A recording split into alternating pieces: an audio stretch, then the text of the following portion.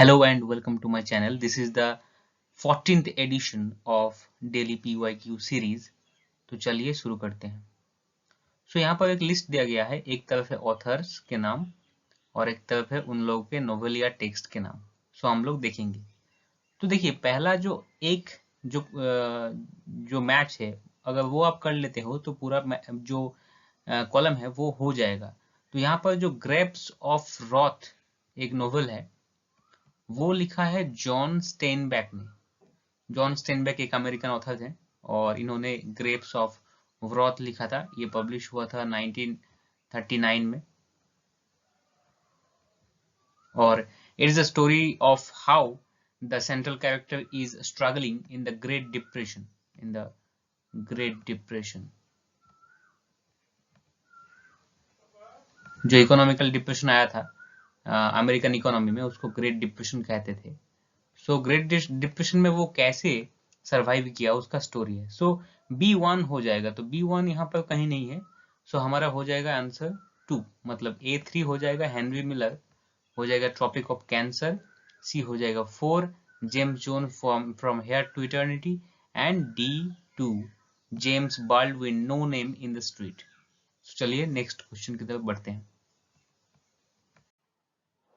हमारा जो next question है वो बोल रहा है which of the following is an elegy on John Donne's wife who died in 1617। तो 1617 को जब जॉन डन, बहुत ही फेमस मेटाफिजिकल पोइट्स, जब उनका जो बीवी है, उनका बीवी का नाम था N more. N more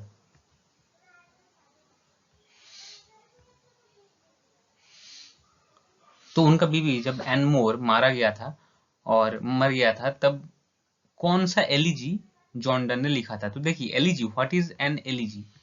what is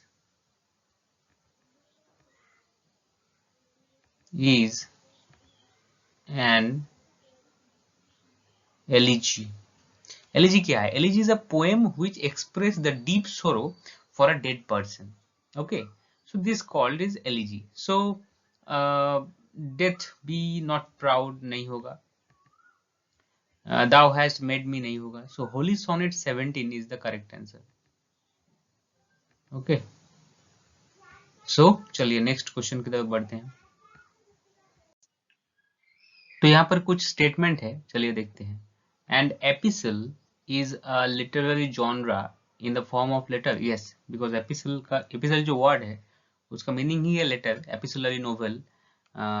epistle is a literary genre in the form of letter, ये करेक्ट है। Epigraph is a inscription on funeral monument. No, it is, ये एपिग्राफ नहीं होगा, ये होगा एपिटाप। जो फ्यूनरल मोमेंट पे होता है उसको कहते हैं एपिटाप। एपिटाप। लेकिन ये क्या है? एपिग्राफ। एपिग्राफ क्या है? Epigraph is a short description in the beginning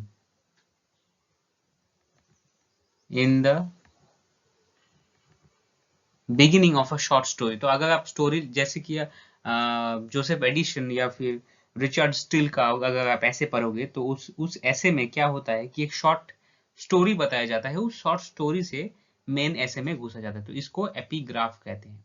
then epigram is a short pithy poem wittily express. Yes, ये करेक्ट है। Epitaph is a formal statement in the beginning of a literary work. नहीं। फिर epyllion is a short poem in the middle of an epic poetry. Yes, epyllion जो word है वो Greek word है, एपोस से आया है और ये अलेक्जेंड्राइन में लिखा जाता था। अलेक्जेंड्राइन में लिखा जाता है और ग्रीस में ये बहुत ज्यादा पॉपुलर था। ग्रीस जो एंशियंट ग्रीस है उसमें बहुत ज्यादा पॉपुलर था। Okay, our answer will be ACE। चलिए नेक्स्ट क्वेश्चन की तरफ बढ़ते हैं। यहाँ पर देखिए which one of the following statements are true about modernism। तो यहाँ पर बोल रहा है कि जो मॉडर्निज्म है और एक लिटरेरी मूवमेंट, उसके बारे में कौन सा स्टेटमेंट सही है।